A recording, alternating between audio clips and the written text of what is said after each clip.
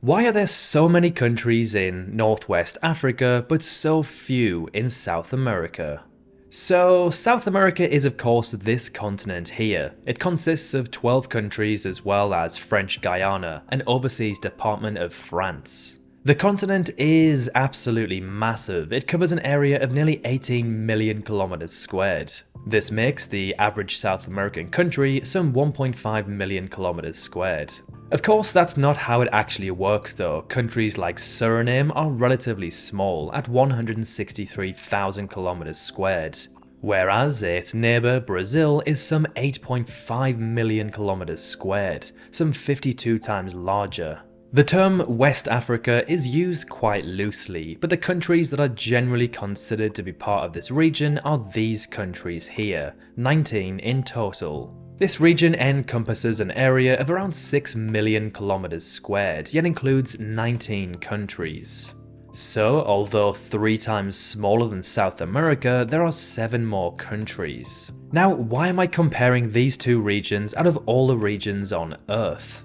Well, both South America and West Africa were colonized by Europeans. So combining these two regions, there are around 31 countries in total. However, there is actually one country found within this region that was never colonized. Can you guess which country it was?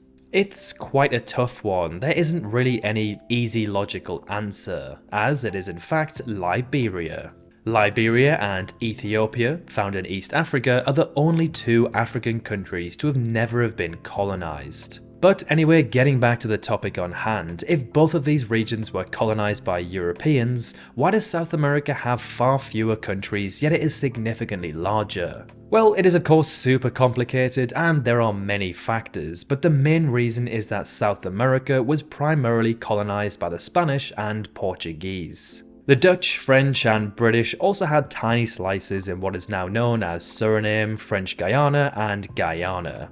But these 3 countries only take up a tiny amount of the continent, whereas the Spanish pretty much owned the west of the continent and the Portuguese the east. Hence why today Brazil speaks Portuguese and the rest of South America speaks Spanish. When South American territories gained independence, they formed fewer countries due to various factors like ongoing conflicts and geographical barriers, such as mountainous regions, deserts, and of course the world's largest rainforest, the Amazon. The reason why West Africa has so many countries and why there are so many countries with straight line borders is again down to historical colonial powers. These colonial powers were France, Britain, Portugal, Germany and Belgium, so there were more players fighting over who owns what in this region. The colonial powers then divided the land they'd taken and established new colonies. These new colonies then became independent new countries.